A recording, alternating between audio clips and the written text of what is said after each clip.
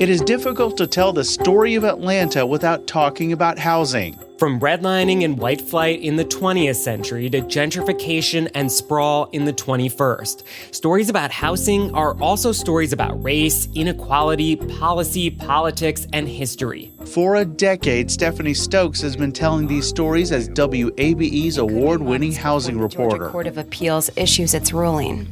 Stephanie Stokes, WABE News. Stephanie's leaving WABE for new adventures this month, and we wanted to have her reflect on some of what she's learned. During her time here, Stephanie has told stories about a changing Atlanta. We wanted to put some distance between the old bad history and the new history. She's reported on the troubled public housing project, Forest Cove. It's sad that you have to be a human and stay in a place like we're not human. And covered Fulton County tax auctions, homelessness, and how housing insecurity can result in families losing custody of their kids. You just kidnapped my kids, and now you're talking to me like you're trying to help me, and it just became a battle. On today's show, a conversation with departing WABE housing reporter Stephanie Stokes.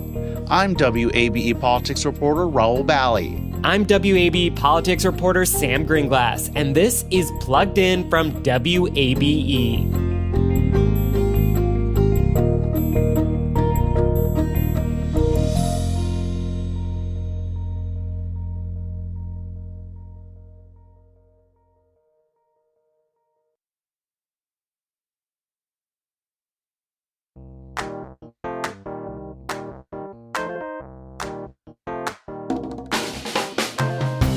Joining us now is WABE housing reporter Stephanie Stokes, who's leaving WABE after an amazing 11-year run with the station. Stephanie, we're so glad to have you with us today for this kind of exit interview step back on all the work you've done over this last decade. Thank you so much for having me. Stephanie, where do we even start? Maybe let's start 11 years ago, 2014. What did the housing landscape look like here in the Atlanta area then? I mean, I was very different back then, and so was housing coverage in the city. So this is 2014. We're still seeing remnants of the Great Recession. And just in general, I don't feel like housing was that big of a topic. We didn't really have any housing reporters specifically in Atlanta. And often when there was housing coverage, it was very business focused. Like, hey, here's this new development coming up in the city. And I remember even local leaders were not always focused on affordable housing. Some leaders in particular in Southwest Atlanta, for example, didn't want affordable housing. They were like, we need more wealth in these neighborhoods, not less. And so there was still this push for like, we need new development, we need more development. And my start, specifically, I first came to WAB as a producer in 2014. I didn't get started with housing coverage until 2016. And that began for me when I did a feature about public housing. So Atlanta demolished all of its public housing after the Olympics. And I looked back at the legacy of that, and that story for me was really eye-opening because I had seen all these vacant lots around Atlanta and hadn't really thought about that before, to be honest. If you drove down I-75 coming to the center of town, all you had to do was look to your right over this just distressed area. So there was this urgency. We got to do something. We got to do something. When Renee Glover took over the reins of the city's housing authority in 1994, she did do something. Welcome to the world of the Olympic Legacy Program. She started the Olympic Legacy Program. Step one was to demolish Techwood homes. And that was the first time for me where I realized how much of an impact housing policies can have on people's lives. Like, it can literally wipe neighborhoods off the map, you know? So that really encouraged me to keep doing more reporting on these issues, renters getting priced out of their homes, homeowners getting displaced, history stories about disinvestment in neighborhoods. It all started from there and became my beat in the years that followed. And Stephanie, you've done so much memorable reporting at WABE, and you're often telling stories that no one else is and elevating the voices of people who don't really have much of a platform. Can you talk a little bit about the ways that power and influence, who has it and who doesn't, shape a lot of the housing stories that you've done? Yeah, Georgia is such a specific place to cover housing because there's a very stark power dynamic with housing issues. The state, as you know very well, is very pro-business, and housing is often big business here. And we see that especially with landlord-tenant relationships. This state is considered one of the most pro-landlord states in the country. And so that means that when a landlord wants to put a tenant out, for example, the law is going to be on the landlord's side. And even when tenants, deal with issues in their units, we hear about living condition issues, it can be really hard for them to get any help with that because Georgia doesn't really give them a lot of options. So we just see this come up over and over again where people who are renters, people who are at the bottom of the system in the housing with housing policies are they don't have a lot of say in the policies that actually control their lives. And even among property owners, the state is very pro private property rights. We see these divides. I think of property taxes. That's something that comes up all the time, even increasingly so. There's efforts to limit how much property taxes can grow. And that's usually coming from wealthier homeowners. And then, of course, big property owners, they probably have the most power of all. We see that especially in Atlanta, where developers, since I've been here, at least in the last 10, 11 years, have really been able to push through big projects without a lot of concessions to the public sometimes. We saw that with, I remember the Gulch project very well because that was, peak time for housing coverage. There was a lot of concern from advocates that project wasn't doing enough for low-income folks in the city, but it didn't really matter in the end because the project went through. So there's just so many examples of that in this state, this power dynamic. So let's talk about some more of those examples in your reporting. I think one that had a big impact and a lot of people will remember is your year-long investigative project on the Forest Cove apartments. Remind us the scope of this story and what you took away from reporting it. I first went to Forest Cove in 2017 for a profile of a program there.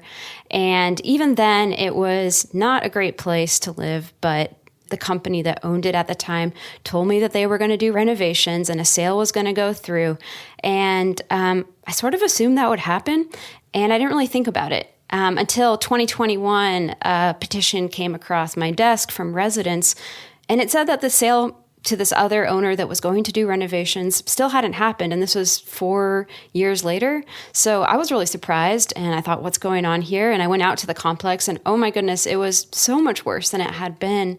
And at that point, I had been covering housing for a while and had been to many apartments around the city. And these were definitely the worst. We're talking about, just vacant structures, people living in a building that has no one else in it or has the ceiling coming through, and burned out units, boarded up units. It was just a really difficult place for people to live. I mean, it was hard to believe that we allowed people to live in a place like that, especially since this place had funding from the government. The units were publicly subsidized. So this story, Forest Cove itself was, shocking, but the story really became as big as it did because of one person that I met there, and her name was Miss Peaches, and she had lived there for a while, and she'd really appointed herself as the manager of this place, and she woke up each day and did her best to try to make the place better, which was really hard given how, the circumstances she was in. And sometimes she had some tough love, but, people really respected her. And I saw that pretty quickly over a few visits. I remember one moment that really stood out to me. She was, I would follow her around as she was trying to address issues at the complex. And there was this one unit this woman had moved into where the windows were boarded up. They had moved a woman into a boarded up apartment, and that she was really upset because that was a fire hazard. And so she called up the maintenance person. She had him on speed dial essentially and was like, "What are you going to do about this?" Hello?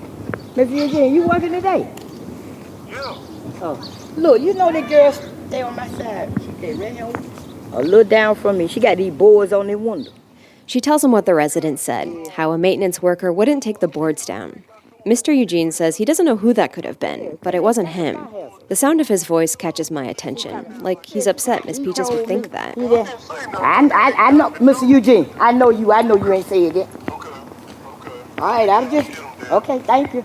I really wanted to tell her story specifically because I felt like it really challenged stereotypes about renters in especially low-income apartments as passive, not engaged, sort of victims of their circumstances. Miss Peaches was none of that. So I ended up following her over the course of a year as Forest Cove went through this really pivotal time, and it became this whole documentary that we aired over several days.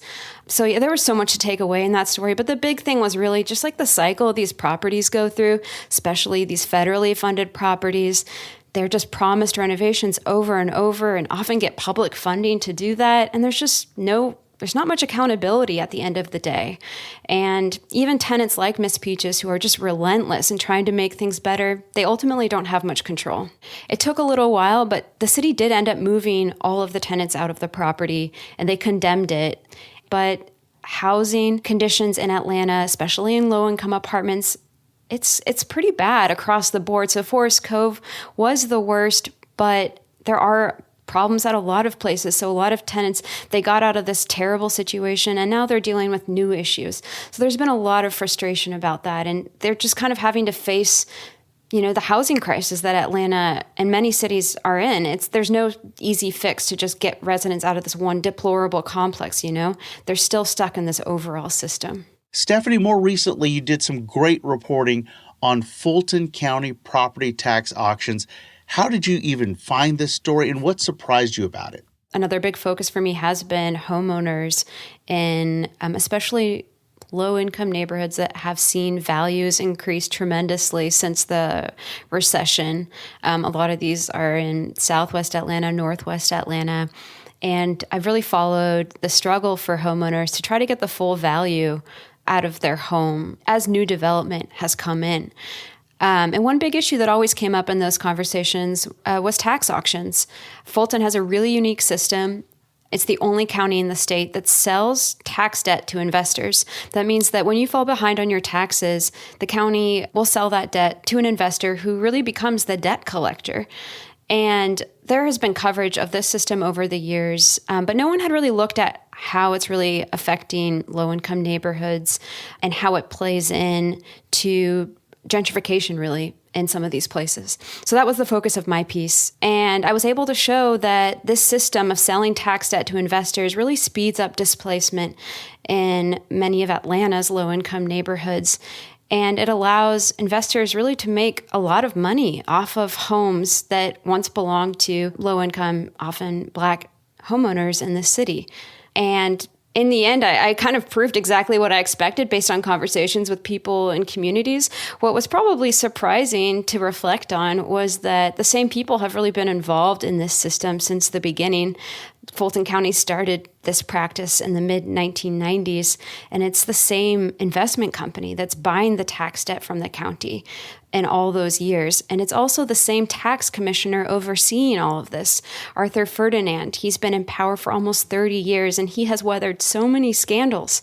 And he barely even does interviews anymore. And he's still in power. He gets reelected every 4 years. So that was just really, kind of surprising to look back and to see the effect of these policies on these homeowners who've lived in the city for decades, and to think that the people in charge, that there hasn't really been any repercussions for them. We're going to take a break here, and then we'll talk some more. This is Plugged In from WABE.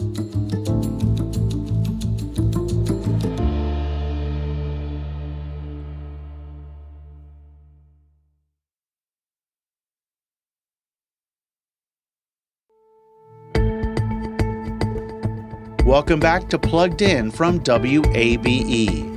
So housing interacts with so many other parts of life and government. And one way, Stephanie, that you've explored this is by looking at how access to housing can affect families and the foster care system. Remind us about this reporting. Yeah, I've covered so many consequences of housing insecurity in Georgia, but this was really the hardest one for me.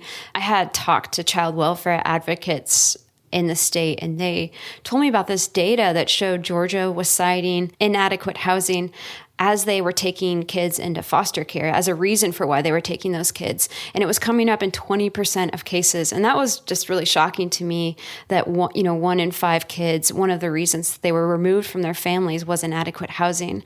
So I ended up working with ProPublica to document this, what it looks like in the state. And I followed a few families over the course of a year, and all of them had kids in foster care simply because they couldn't afford a decent place to live. And I looked at state spending on foster care, and I found, for one family we followed, which was a large family with many children, the state was spending almost $7,000 to house the kids in foster care. And it was just so much money, but the state wouldn't give them money for housing assistance. So the family was really being separated, which has, studies have shown that can be really traumatic for children and parents. And the state was spending so much money to do it. And that story really opened my eyes to really the minimal safety net in Georgia. There's even a study that has shown that Georgia has the lowest rate of public assistance for people in poverty in the country. And it's just can have such a disruptive effect on families.